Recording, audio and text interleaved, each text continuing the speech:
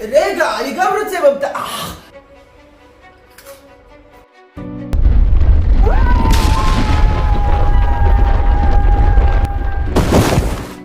אופסי. תראה מה עשית! הבית קרס! אין על קבוק, לא הספקתי לנשנש. אתה גם ככה מתנשנש.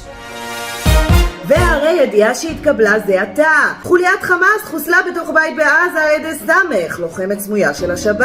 אנחנו כאן בשידור חי עם סמך שמשדרת אלינו מלב עזה. שלום סמך, ספרי לנו מה היה שם. בכיף אני אספר, אבל למה סמך? ומה זה טשטוש הזה? לא הבנתי. אני רוצה שיזהו אותי. תורידי את הטשטוש. זה כמובן מטעמים ביטחוניים, את בסכנה. תורידי. הסכנה היחידה היא שמאז שהייתי באח הגדול לא הייתי בטלוויזיה.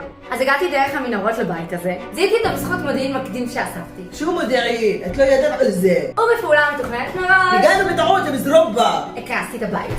אבל אני הקרסתי. וחיסלתי את החוליה. מי זה שם איתך? אהלן וסהלן, אני חמודי. זה סתם, זה מחבל שתפסתי. אבל אני גם רוצה להיות בטלוויזיה.